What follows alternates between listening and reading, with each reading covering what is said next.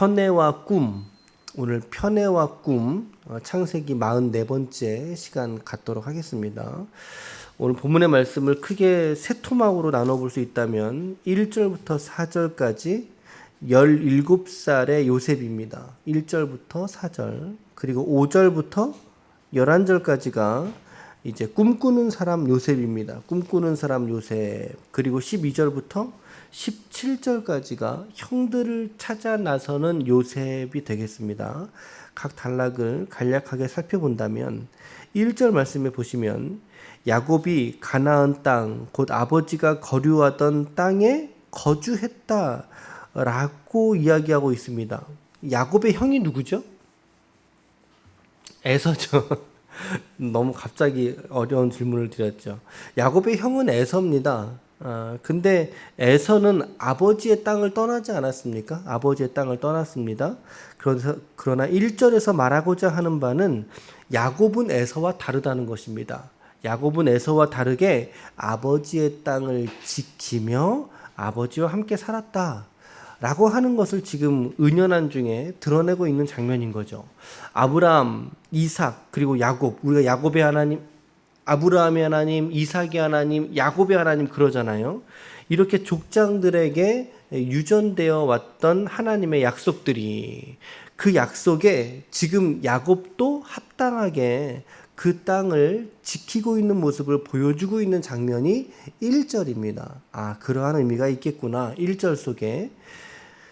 그러면서 2절에 보면 야곱의 족보가 이러하니라. 그러면서 족보 이야기를 쭉 펼쳐가기보다는 지금 그의 가정의 형편과 지금 상황이 어떤지를 말해주고 있지 않습니까? 요셉이 몇 세가 된 이야기예요? 2절에 보니까 요셉이 17세 소년으로서, 그러니까 이제 17세, 17살의 소년이 되었을 때, 방년, 그런 나이대죠. 방년 17세죠. 소년이 되었을 때의 이야기를 이제 풀어가려고 한다는 거죠. 요셉이 17살이라면 예전에 제가 제공해드렸던 자료들 기억나세요? 참고해 보시면 이때의 야곱의 나이는 몇 살일까요? 108세입니다. 108세로 추정이 되고, 이때도 이삭이 살아있었거든요. 이삭이 살아있어서 죽은 게 아니에요. 168세 정도로 추정이 됩니다. 그러니까는 이삭과 야곱과 요셉, 이삭의 나이가 몇 세? 168세. 야곱의 나이가 108세. 그리고 요셉이 17살. 요 정도의 지금 간격이 있고, 그러니까는 야곱이 요셉을 얻은 나이가 노년에 얻은 아들이므로 라고 하는 말씀이 맞는 거죠. 그렇죠? 무려 이삭은 요셉이 애굽에 팔려간 후에도 10년이 넘는 시간을 생존하게 됩니다. 그러니까 지금부터 벌어지는 요셉의 이야기를 사실은 뭐예요? 이삭도 현장에서 듣고 알고 있을 거라는 거죠. 이삭도. 그렇죠? 아브라함의 아들 이삭을 말하는 거예요. 이런 대목을 상상해 보면 우리의 성경 읽기에 대한 지경이 좀 넓어지는 것 같아요. 이것이 단순하게 요셉과 야곱까지만 알려진 얘기가 아니라 그 상황 속에서 지금 이삭이 생존하고 있었어요. 그러니까 이삭에게도 이야기들이 들어갔을 수가 있다. 그러니까 요셉의 일로 인한 야곱의 집안이 겪었던 고통과 아픔을 고스란히 그의 아버지 이삭도 함께 느낄 수 있었던 그런 고통이라는 거죠. 2절과 3절, 4절에서 우리는 요셉의 성품 그리고 야곱의 성품까지도 우리는 알 수 있는 장면이 나옵니다. 일단 야곱은 요셉을 편애하는 아버지로 묘사가 되고 있어요. 이 야곱과 요셉 이야기를 할 때 정말 빼놓지 않고 언급되는 이야기가 결국에 야곱의 편애거든요. 야곱의 편애했다. 그리고 야곱을 향한 그 편애 때문에 지금 야곱의 가정이 깨져버리잖아요. 가정이 깨져버려요. 우리말에 이런 말 있잖아요. 이쁜 놈 뭘 하나 더 줘요? 매 한 대 더 때린다. 그리고 미운 놈 떡 하나 더 준다. 이쁜 사람은 오히려 매를 더 대고 미운 사람은 떡 하나 더 준다. 괜히 나오는 말이 아니라는 거죠. 그런 편애를 하는 거야. 또 이게 자식들이 어떻게 할 수 있는 게 아니지 않습니까? 그런데 요셉은 또 어떤 성품이냐면 2절 하반절에 보세요. 2절 하반절에 보니까 그가 그들의 잘못, 자기의 형들의 잘못을 누구에게 말하는 거예요?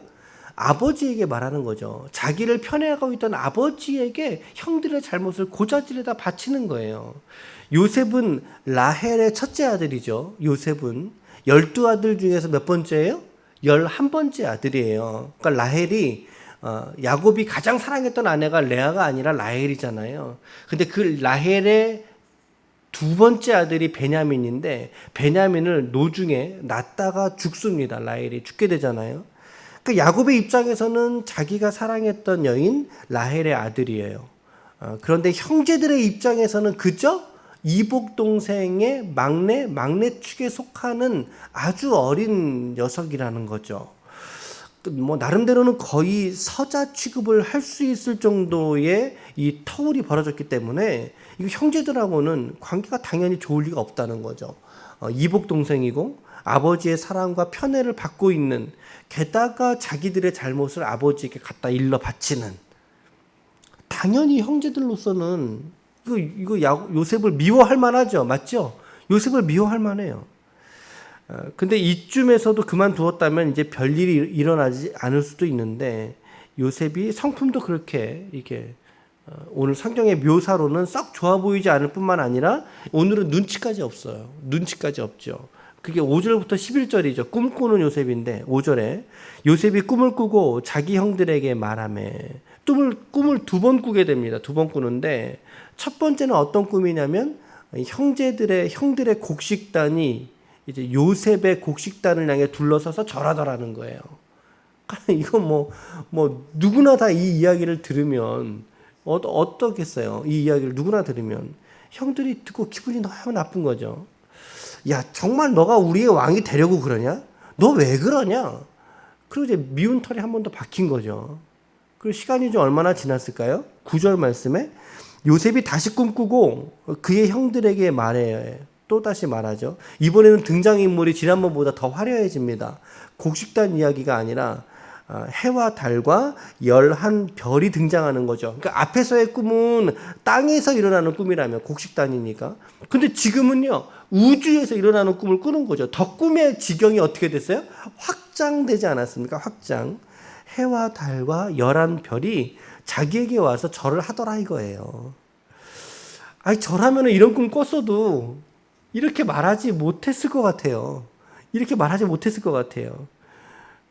근데 아버지 야곱은 요셉을 사랑하니까 훈계하는 차원으로 끝납니다. 네가 꾼 꿈이 그게 무슨 먼 꿈이냐?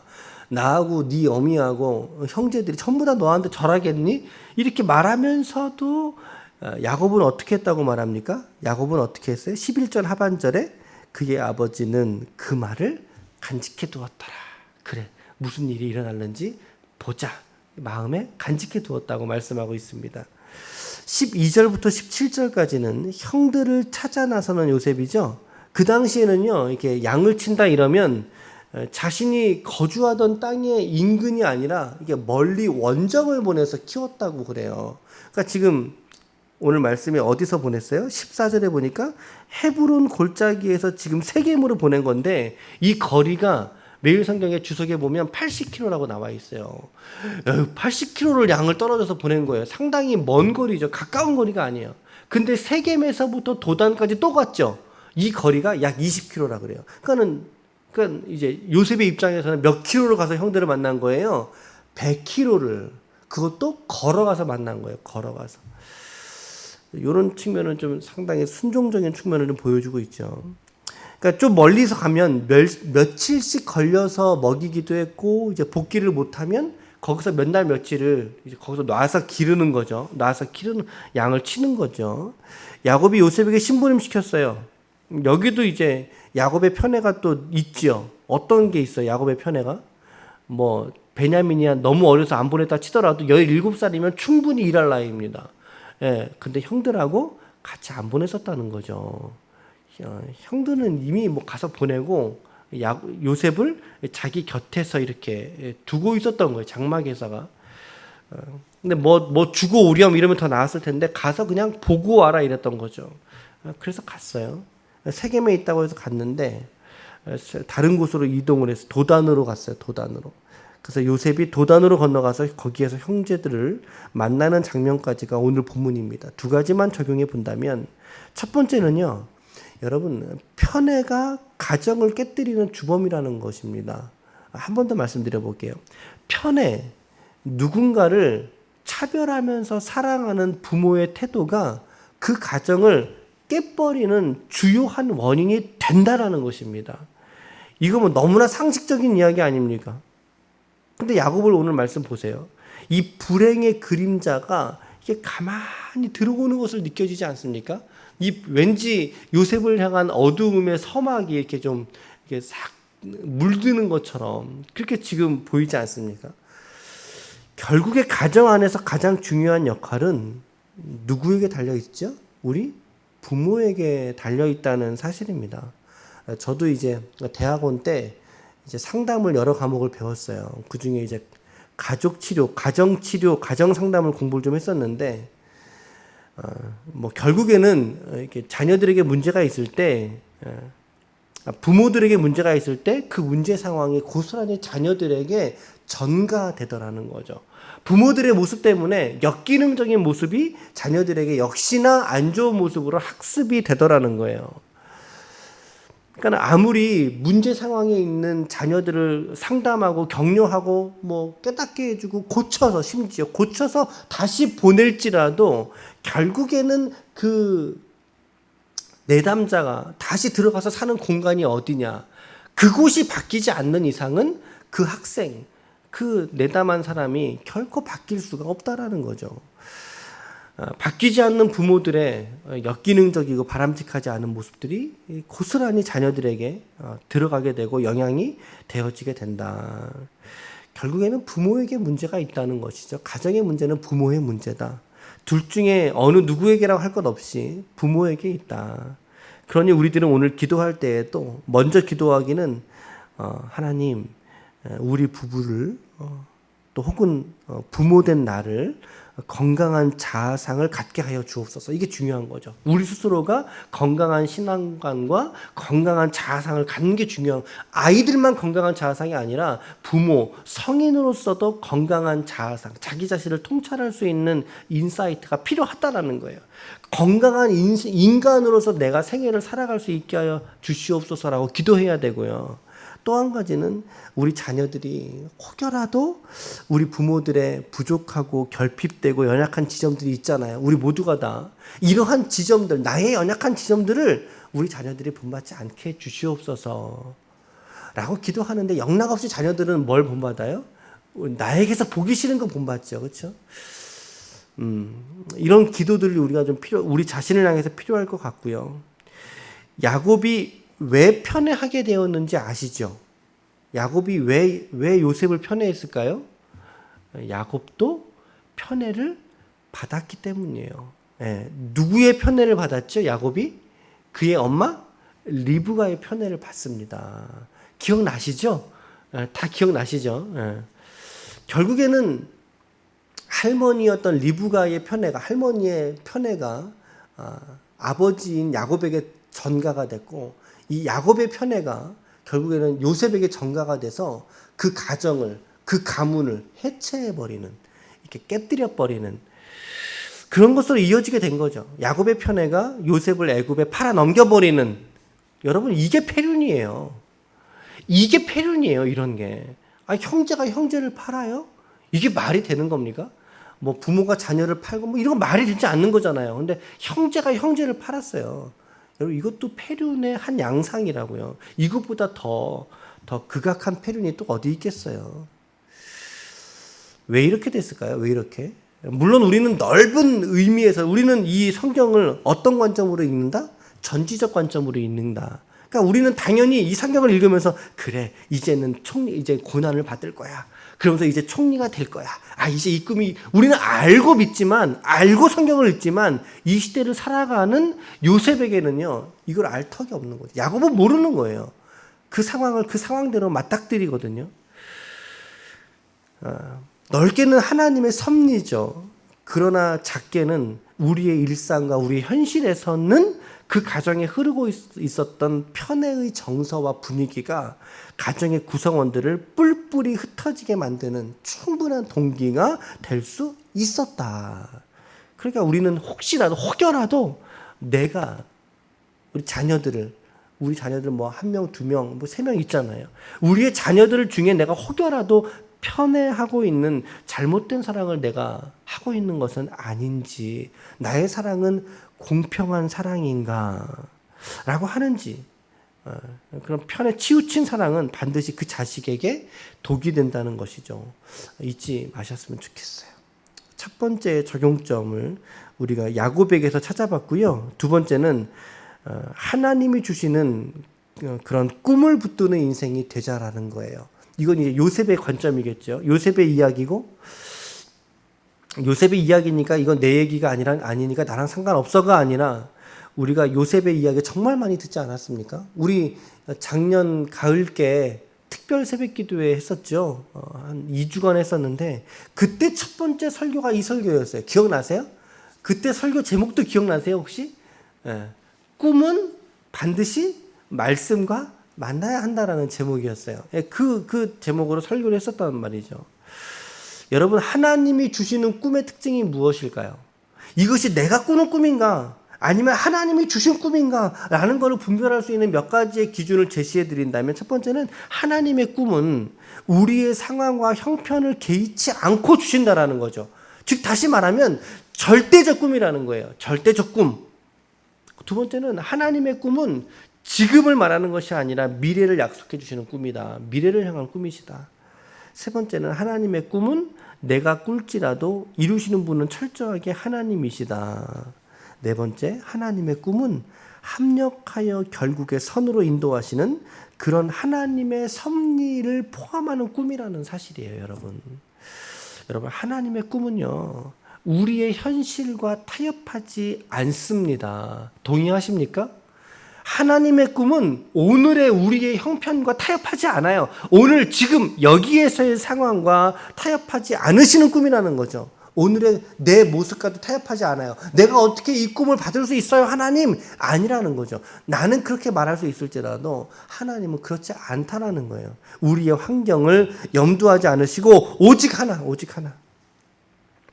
하나님의 이루실 일들을 믿음으로 우리가 받을 때, 그렇죠? 하나님이 여러분들의 가정, 내 생애 속에, 그리고 우리 교회 속에 하나님께서 이루실 그 무언의 일들을 우리가 믿음이라는 눈을 통해서 그 말씀을 받게 될 때, 그것이 하나님께서 저와 여러분들에게 주시는 거룩한 하나님의 꿈이 될 줄로 믿습니다. 여러분들에게 그 꿈들이 여기저기에서 일어나고 꾸어지고 꿈들이 나누어질 수 있기를 축복합니다. 우리의 현실과 교회의 상황, 여기에 만족하거나 안위하지 말고 계속해서 하나님의 이루실 일들을 바라보면서 우리 각자의 삶을 우리가 힘껏 살아내야 할 줄로 믿습니다. 여러분, 요셉은 자신이 꾸었던 그 꿈이 몇 년 뒤에 이루어진지 아세요? 몇 년 뒤에 이루어질까요? 요셉이 애굽에서 몇 세의 총리가 돼요? 몇 세의 총리가 돼요? 30세의 애굽의 총리가 돼요. 오늘의 나이, 꿈꿀 때의 나이는 몇 살이에요? 17살이에요. 그렇다면 몇 년 뒤에 꿈을 이룬 건가요? 13년이라고 하시면 틀린 대답입니다. 제가 함정을 하나 감춰뒀어요. 꿈을 이룬 때는 몇 년 뒤예요? 꿈을 이룬 때, 총리가 된 때를 말한 게 아니에요. 어떤 꿈이었어요? 부모가 와서, 형제들이 와서 절하던 그 꿈이 언제 이루어져요? 30세의 총리가 되고 7년의 풍작과 7년의 흉작을 만나죠. 그리고 7년의 풍작 이후에 7년의 흉작 중에 형제들을 만난단 말이죠. 그러니까는 적어도 총리가 되고 나서 적어도 10년간의 기간은 지났을 거란 거예요. 그러면 적어도 요셉은 자기가 꿈을 꾼 이후에 20년 이상의 시간이 지난 이후에야 비로소 그 꿈이 이루어지는구나, 졌구나 라고 하는 것을 그때 가서 목도하게 되는 것입니다. 총리가 됐다고 꿈꾼 게 다 된 게 아니라 결국에는 그의 형들이 오잖아요. 그게 언제 왔냐, 언제 경험되어졌냐는 거죠. 여러분, 하나님이 주신 꿈이라면 우리가 오늘 본문에 적어도 요셉에게 대입해 본다면, 여러분, 하나님이 주신 꿈이라면 우리는 몇 년 동안 적어도 우리는 그 꿈을 붙들고 살아야 돼요? 적어도 20년이에요. 적어도 20년. 적어도 20년 이상의 시간을 우리가 하나님의 꿈이라면 그 꿈을 붙들어야 될 충분한 가치가 있다라는 거죠. 여러분, 20년의 시간을 아까워하지 마시길 바랍니다. 우리가 인내하고 수고하고 함께 주님의 교회를 세워가는 그 기간들, 우리 기쁨의 교회가 이제 1주년하고 6개월이 지났어요. 이건 뭐 정말 애송이 같은 교회죠. 하지만 나름대로 교회가 건강성을 추구하면서 하나님 말씀 함께 묵상하고 교회 우리가 지금 모이지를 못하니까 안타까운 마음이 참 크지만 이건 우리만의 상황은 아니잖아요. 모든 우리 교회들의 동일한 상황이니까 우리 건강하게 여러분 잘 가고 계십니다. 잘 하고 계십니다. 우리 교회에 하나님께서 주신 꿈이 있습니다.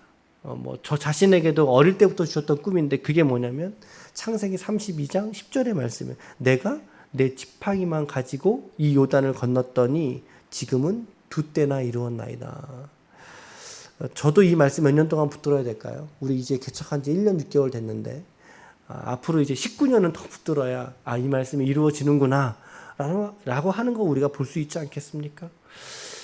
우리가 너무나 전지적 시점으로 오늘을 안위하지 말고 오늘을 힘껏 이 말씀을 따라 살아갔으면 좋겠어요. 누구에게는 이러한 성경의 말씀들이 누구에게는 텍스트이지만 그러나 누구에게는 하나님의 꿈이라는 사실입니다. 이 말씀을 하나님의 꿈으로 받은 사람은 하나님의 말씀으로서 읽어본 사람은 그저 텍스트지만 이것을 내게 주신 꿈으로 받은 사람은 하나님의 약속의 꿈이 된다는 사실이죠. 우리 기쁨의 교회를 축복합니다. 그리고 우리 성도들을 축복합니다. 우리 집사님들, 우리 지체들을 축복합니다. 우리 지체들의 삶이 오늘 하나님께서 주시는 풍성한 2때의 복을 충만하게 누리시기를 축원합니다. 간절히 원합니다. 아무쪼록 오늘 말씀에서의 야곱과 같이 하지 마시고 오늘 요셉과 같이 하셔서 편에는 버리시고 하나님이 주시는 꿈은 끝까지 붙드셔서 여러분들의 인생 끝까지 하나님의 영광을 위하여 살아가시는 하나님의 거룩한 종들이 다 되시기를 예수님의 이름으로 축원합니다. 아멘. 기도하시겠습니다.